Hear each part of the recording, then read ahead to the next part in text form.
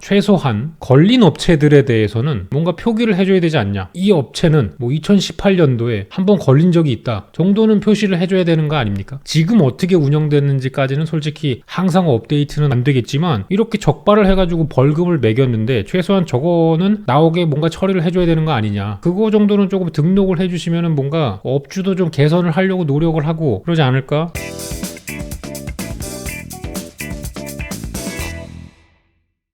자, 한 주간의 업계 소식과 신제품 소식을 알려드리는 마티뉴스입니다. 오늘은 조금 안타까운 소식부터 시작을 좀 하도록 하겠습니다. 얼마 전에 이제 경기도에서 배달 전문 음식점에 대한 불법 행위 수사를 했었습니다. 배달 음식만 하는, 그래서 일반 손님들한테는 주방이 안 공개되는 그런 곳을 이제 가가지고 조사를 했어요. 조사를 하기 전에 9월 달에 이제 이 550개 매장에다가 우리가 언제 갈 거니까 좀 깨끗하게 청소를 하고 계십시오 이렇게 얘기를 했는데, 그럼에도 불구하고 158개 업체가 걸려버렸습니다. 뭐에 걸렸냐? 이제 오른쪽 아래 보시면은 원산지 미표기라던가 기준 위반이라던가 재사용이라던가 잔뜩 걸렸어요. 뉴스에 같이 올라온 사진들을 보면 이건 제가 그냥 블러 처리를 좀 했습니다. 왜냐하면은 영상 올라갈 때가 저녁 시간이잖아요. 그래서 괜히 봤다가 기분 나쁘지 마시라고 블러 처리를 했음에도 불구하고 대충 상황이 어떤지 짐작이 가실 겁니다. 중요한 건 뭐냐면 저런 상태의 매장에도 폐업을 못 매기는 거예요. 그냥 솜방망이 처벌이 계속 일어나서, 사실 이런 점검은 매년 하고 있지만 매년 발생을 하고 있습니다. 이게 매년 발생하는 줄 어떻게 아냐? 자, 보시면은 이건 2017년 식약 지킴이, 그러니까 식약처에서 만든 블로그예요. 거기에 올라온 게 있는데, 배달 음식 위생 정보 확인하고 먹을 수 있다. 그래서 배달앱 업체와 MOU 업무 협약을 체결했다. 뭐 이런 내용으로 올라온 게 있더라고요. 이게 2017년이에요. 그러니까 2년 전에도 저런 거를 다 했었다. 그리고 또 다른 것도 있습니다. 이게 같이 올라온 건데, 이제 식약처에서 음식점 위생 정보를 제공을 하고 배달 앱 업체는 이거를 등록 음식점에 관리를 해가지고 소비자에게 이 정보를 전달하기로 했었어요. 이 영상을 찍기 전에 어제 저기 나와 있는 다른 앱들을 다 깔아가지고 봤습니다. 근데 한 것도 없어. 음식점의 위생 상태를 확인할 수 있는 정보가 어떤 앱에도 없었어요. 정보를 식약처에서 안 줬는지, 앱 서버에 등록을 안 했는지. 일단은 우리가 배달을 해먹는 사람 입장에서는 확인할 수 있는 방법이 하나도 없는 건 알겠어요. 그래서 최소한 걸린 업체들에 대해서는 뭔가 표기를 해줘야 되지 않냐. 예를 들어서 배달 업체 앱에 딱 들어갔어. 그러면 이 업체는 뭐 2018년도에 한번 걸린 적이 있다 정도는 표시를 해줘야 되는 거 아닙니까? 지금 어떻게 운영되는지까지는 솔직히 항상 업데이트는 안 되겠지만 이렇게 적발을 해가지고 벌금을 매겼는데 최소한 저거는 나오게 뭔가 처리를 해줘야 되는 거 아니냐. 그거 정도는 조금 등록을 해주시면은 뭔가 업주도 좀 개선을 하려고 노력을 하고 그러지 않을까? 배달 업체 이용하는 사람들이 계속 늘어나는데 배달 앱들이 어느 정도 수수료를 가지고 가는 걸로 알고 있는데 뭔가 소비자에게 정보를 제공할 의무가 있지 않나 라고 좀 생각을 합니다. 왜냐하면 그거를 제공을 안 하면 계속 지저분하게 파는 사람들은 계속 지저분하게 팔 거 아니에요. 그래도 사람들이 시키니까 호구들 뭐 주방도 안 보이는데 한번 걸리고 그냥 벌금 내고 계속 팔지 뭐 이렇게 할 거 아닙니까? 그러니까 요거는 조금 변화가 있어야 되지 않냐 라고 좀 생각이 되고요. 연말이 슬슬 다가오고 있잖아요. 회식 자리도 점점 많아집니다. 구인구직 사이트죠. 인크루트에서 2030 직장인들을 상대로 어떤 회식을 하고 싶냐를 물어본 거랍니다. 선호하는 회식은 뭐냐? 1위는 이제 문화회식이래요. 전시회나 영화 관람 이런 거를 하는 게 이제 문화회식이고, 2위는 힐링회식이랍니다. 마사지나 테라피 하고 있으니까 이런 거를 선호하겠지? 힐링회식 할 수 있는 분들은 축복받으신 분들 아닌가 좀 생각을 하고, 레포츠 회식에 볼링 당구라고 써있는데 사실 부장님 잘 끌고 가는 거잖아요. 그래서 이거는 새로울 것 같진 않고, 4위의 게임 회식은 이제 방탈출 보드 게임인데 저는 예전에 회사 다닐 때는 방탈출 회식까지는 해봤습니다. 5위는 이제 체험 회식인데 솔직히 회식 때 만들기 공방 이런 데를 얼마나 많이 가는지는 모르겠어요. 이제 2030 세대가 원하는 거는 술 먹기 싫다 이겁니다. 그냥 술을 먹으면은 맨날 똑같이 하는 얘기 있잖아요. 이제 나 때는이라는 얘기가 계속 나오니까 이제는 술 먹지 말고 적당한 시간대로 끝내고 좀 오고 싶은 사람만 오고, 여기 구성원의 특징 고려해야. 이게 뭔 얘기냐? 부장님 빠지세요라는 뜻입니다. 돌려 말한 거예요. 근데 이게 웃긴 게 뭐냐면 회식 가는 거 좋아하시는 분들이 계세요. 특히 이제 술을 좋아하시는 분들은 평소에 술값이 많이 나오기 때문에 법카로 술을 마음껏 마실 수 있다는 게 술을 좋아하시는 즐기는 분들에게는 뭐 또 하나의 특권이기도 하니까. 근데 그럼에도 불구하고 혼술을 좋아하는 사람도 많다라고 생각이 들고요. 자, 그래서 뭐 회식 얘기를 한 김에 우리가 올해 중순쯤에 진로이즈백에 대해서 제가 한번 얘기를 해드린 적이 있죠. 레트로 성향을 가진 제품이었는데 비슷한 제품이 이제 또 나왔습니다. 금복주라는 건데 저는 사실 한 번도 본 적이 없어요. 이게 대구 경북 지역에서는 굉장히 네임드 술이었다 그럽니다. 금복주도 레트로 컨셉에 맞춰가지고 리뉴얼 돼가지고 나온다고 합니다. 술 얘기가 나온 김에 요거는 올반과 심플리쿡이란 데에서 같이 협업을 해가지고 만든 GS에서 나오는 술 안주입니다. 동파육이란 게 나오는데 이 심플리쿡이란 데가 뭐냐면은 이게 그 GS 리테일 GS25를 운영하고 있는 그곳이죠. 거기서 만든 밀키트예요. 제가 밀키트 리뷰를 여러 번 해드렸잖아요. 밀키트는 사실 중소기업에서 먼저 시작을 했었는데 몇 년 전입니다. 대기업도 본격화를 가동해가지고 지금은 정말 많아졌거든요. GS 리테일에 대해서 얘기를 드리니까 GS 리테일을 모르시는 분들도 있으실 것 같아가지고 GS 리테일에서 운영하고 있는 매장들을 한번 쓱 가져와 봤습니다. GS25 여러분이 제일 잘 알고 계시는 편의점이고 국내에서 매장 숫자 제일 많은 그런 업체 넘버 3에 들어가는 그 업체고요. 지금 로고는 원래 아래 거였는데 지금 위에 걸로 조금씩 리뉴얼을 하고 있습니다. 내년 내후년에 걸쳐가지고 로고들이 조금씩 바뀌어 나갈 거고요. 요건 이제 SSM이라고 해가지고 기업형 슈퍼마켓이라고 하는 거 있죠. GS 슈퍼마켓, 홈플러스 익스프레스 이런 것들이 있습니다. 자, 예전에 이제 왓슨스라고 있었어요. GS에서 운영하고 있는 왓슨스. 이거 요새는 많이 없어졌죠. 왜냐하면 요거가 원래 홍콩 계열 쪽에 있는 데랑 브랜드를 같이 공유하는 그런 회사였는데 그 지분을 완전히 사오면서 온전히 GS 리테일게 되면서 랄라블라라고 이름을 교체를 했어요. 그래서 예전에 왓슨이었던 매장이 다 요걸로 어느 순간 바뀌어 있던 거 여러분들 보셨을 겁니다. 요거는 이제 드러그 스토어라고 하는 건데요. 국내에서 제일 많은 드러그 스토어 매장을 가지고 있는 게 요 브랜드에서 가지고 있는 겁니다. CJ에서 가지고 있는 올리브 영이 드러그 스토어, 화장품이랑 기타 생활 잡화, 음료수나 이런 것들을 팔아가지고 편의점이 약간 남성향이라면은 드러그 스토어는 조금 여성향, 실제로도 고객이 그런 식으로 나뉘는 그런 매장 중에 하나고 올리브 영 같은 경우에는 국내에 한 약 1000개 정도의 매장이 지금 들어와 있습니다. 아까 그 랄라블라 같은 경우에는 한 200개 정도라 가지고 1, 2위 차이가 굉장히 많이 나는 그런 상황이고요.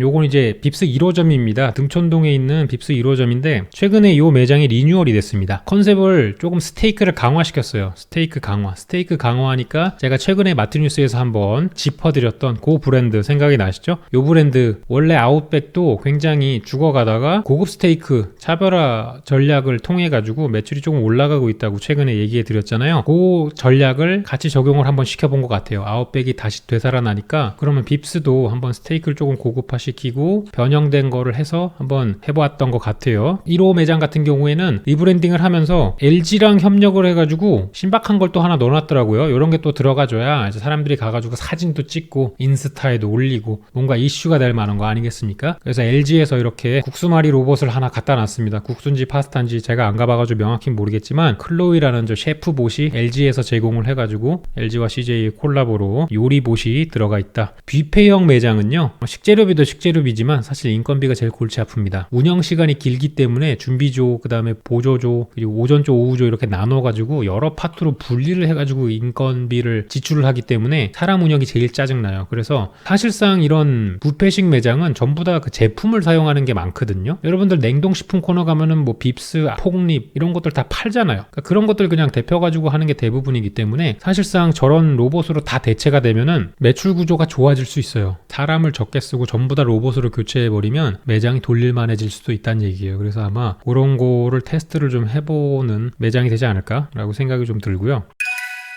또 이게 또 나왔습니다. 이게 또 온라인 전용 제품으로 나온 것 같은데 삼양에서 불닭 볶음 김치가 나왔어요. 불닭이 라면을 넘어서서 그냥 뭔가 볶는다는 거에는 전부 다 불닭을 넣을 수 있지 않을까라는 그런 상상이 들었습니다. 요건 지금 삼양몰에서 팔고 있고 굿캣몰도 같이 팔고 있는 걸 확인했습니다. 제가 몇 주 전에 그 청양고추 짜장면 새로 나온 거 온라인 전용 제품으로 삼양몰하고 굿캣에서 판매하고 있다고 얘기 드렸잖아요. 이 제품도 제가 온라인 검색을 해보니까 삼양몰하고 쿠켓에서만 팔고 있는 게 확인이 됐고 쿠팡이나 11번가 같은 데에도 제품은 올라왔는데 삼양에서 관리하고 있는 그런 페이지더라고요. 그래서 삼양몰을 조금 접속이나 회원수 확보를 위해 가지고 이런 특화 제품을 내놓지 않았나 라는 생각이 듭니다. 자, 이렇게 생겼대요. 그래서 볶음김치인데 제가 오늘 올린 그 들기름 김치랑 거의 불닭 소스를 넣으면 이렇게 됐나봐요. 불닭 소스를 넣어서 영상을 만들 걸 그랬어요. 자, 그리고 또 다른 온라인 제품인데요. 오뚜기에서 개포동 쌀국수라 그래가지고 래퍼 개코씨랑 함께 콜라보를 해가지고 11번가와 오뚜기랑 콜라보를 한 온라인 전용 제품입니다. 왜 그분하고 콜라보를 하는지 잘 모르겠어요, 솔직히.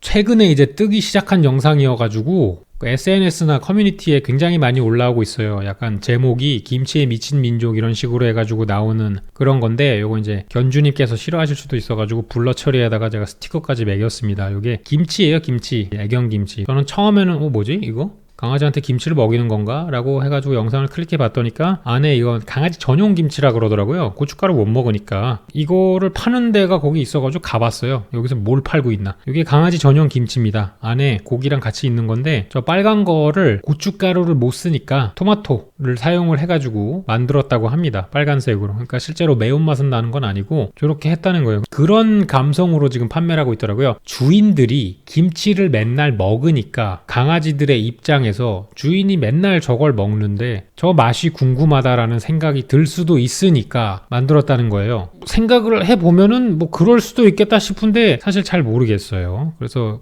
과연 어떤 제품들을 팔고 있나 봤더니까 이런 것들도 팔고 있더라고요. 왼쪽에 있는 건 저거 이제 닭갈비라고 하는데, 저것도 마찬가지로 고추장 대신에 이제 토마토를 사용한 거고, 중간에 찹스테이크에 오른쪽에는 치즈 타르트까지 있습니다. 그래서 펫푸드 시장이 잘 되나 봐요. 그리고 이제 그 영상 때문에 이쪽도 잘 팔리나 봐요. 참 다양하게 제품들이 나오고 있다. 자, 김치 얘기 꺼낸 마음에 이제 사람 먹는 김치도 좀 보겠습니다. 비비고에서 이제 수제 만두찜 맛 김치 만두랑 고기 만두란 걸 냈어요. 사진에서 보시면 아시겠지만 요거 이제 얇은 피 만두예요. 기사에는 피가 0.7mm라고 나와 있어요. 풀무원에서 만들었던 얇은 피 꽉 찬 속 고기 만두, 김치 만두. 요거 이제 개성 만두에서도 얇은 피 만두 제품 내고, 이제 CJ에서도 얇은 피 제품을 만들어 가지고 파는 겁니다. 뭐 잘 팔리니까 이런 식으로 해 가지고 지금 만들고 있는데, 얇은 피 라는 거를 제품 전면에 아무도 노출을 안 하죠. 왜 그럴까요? 궁금하네요. 포테이토 버거라고 맘스터치에서 이제 신제품이 나왔습니다. 요거는 보시면 아시겠지만 통감자를 슬라이스 해가지고 감자가 저렇게 왕창 들어간 그런 제품입니다. 요거는 굉장히 사진 찍기 좋아하는 그런 제품들이죠. 블로그나 유튜브나 이런 거에 각이 잘 나와요. 이슈가 될 만한 제품이다. 그리고 감자를 좋아하는 사람들이 상당히 많으니까 먹힐 수 있겠다라는 생각이 좀 들었습니다. 자, 그리고 요거는 오레오에서 새로 나온 제품인데 레드벨벳인데요. 사실 이 제품에 대한 뭔가 특징이라기보다는 요 레드벨벳 얘기를 하면서 레드벨벳 케이크를 조금 뒤에 숨겨져 있는 거를 조금 더 같이 공유를 해드리려고 가져왔어요. 사실 레드벨벳 케이크라는 게 여러분들 다 아시겠지만 이런 식으로 케이크가 빨갛게 되어 있는 걸 레드벨벳 케이크라고 합니다. 지금은 보통 색소를 많이 사용을 해요. 식용 색소를 사용을 해가지고 선명한 빨간색을 만들고, 빨간색과 대조가 되게 하얀색 크림치즈 프로스팅 같은 걸 써가지고 케이크를 만드는 게 저 레드벨벳인데요. 이 레드벨벳이 원래는 색소를 쓰는 그런 케이크가 아니었습니다. 오리지널 레드벨벳은 이렇게 빨간 색깔이 아니고요, 약간 요런 색깔이에요. 젓갈색에 가까운 이런 색깔이에요. 요거 같은 경우에는 색소를 쓰지 않습니다. 오리지널 레드벨벳 레시피는 색소를 쓰는 게 아니라 요 사탕무라는 걸 써요.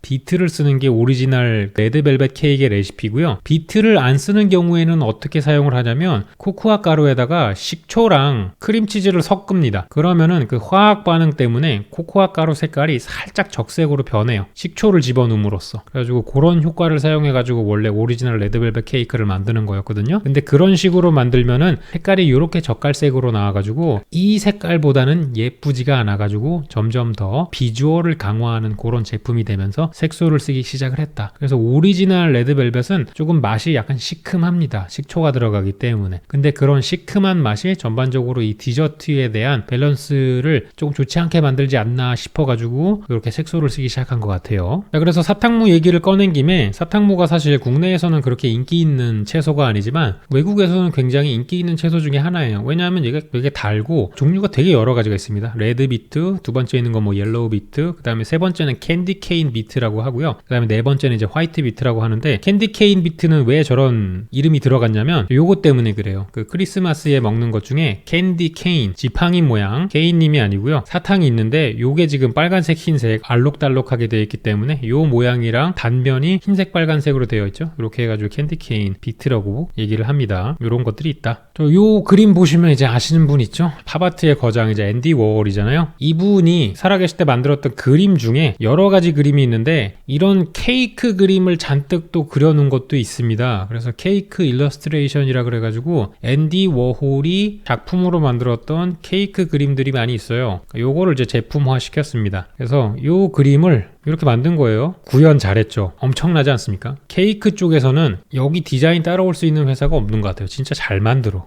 2019년에도 앤디 워홀 콜라보레이션을 해가지고 이렇게 케이크가 팔리네요.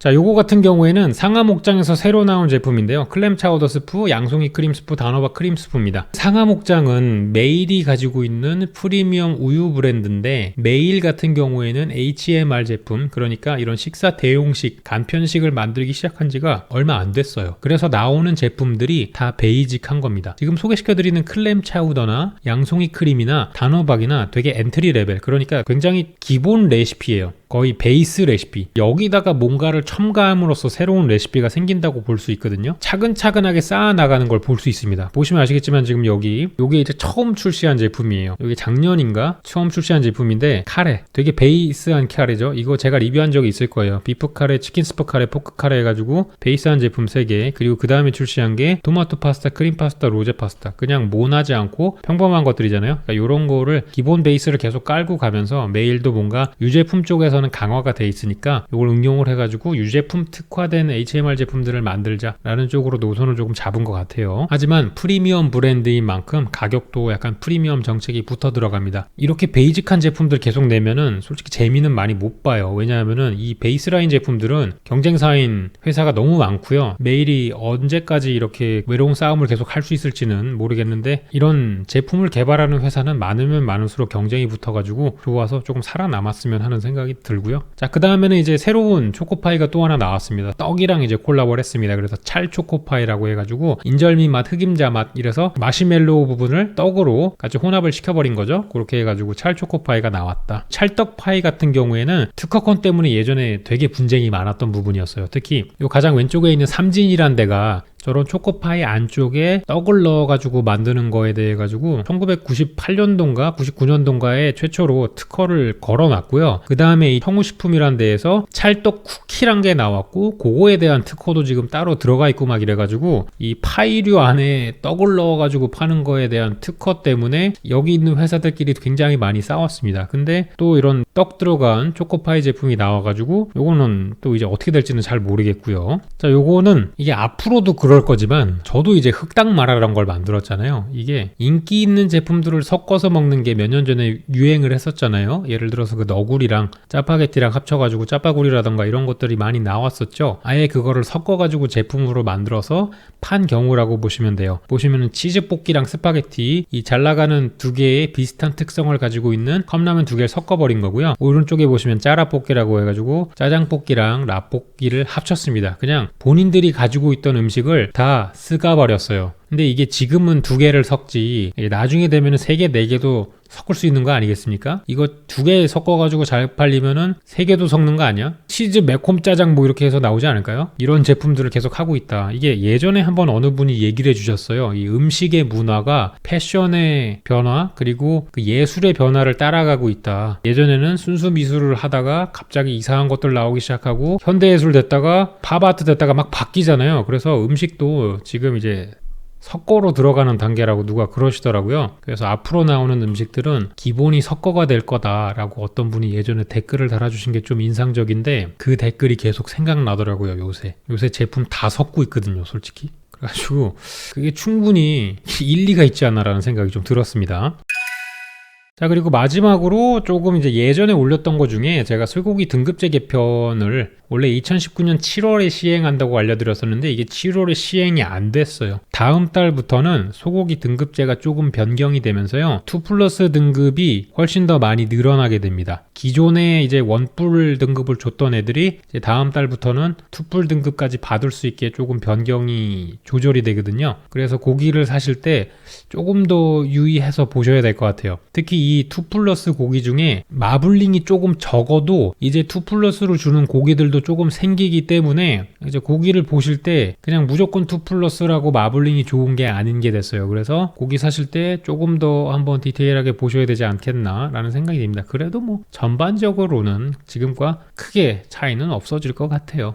하지만 요거를 바꾼 목적은, 진정한 목적은 너무 마블링에 집착하지 않아도 2뿔을 받아서 이 한우 농가가 지나치게 마블링에 집착을 하지 않아도 돼서 사료를 줄여도 되니까, 결과적으로는 2+ 등급의 고기를 조금 가격을 내려가게 하겠다는 숨은 의도도 있어요. 근데 그게 그대로 될지 안 될지는 모르겠습니다. 시장을 생각한 대로 조율할 수는 없기 때문에 이게 어떤 결과, 어떤 나비의 날개짓이 돼가지고 어떤 결과를 가져올지는 모르겠지만 긍정적인 그리고 원래 기대했던 방향으로 가기를 희망하도록 하겠습니다. 그래서 오늘 제가 소개시켜드린 마티뉴스는 여기까지고요. 저는 다음 시간에 조금 더 새로운 소식들로 다시 찾아오도록 하겠습니다. 오늘도 긴 영상 시청해주셔서 감사합니다.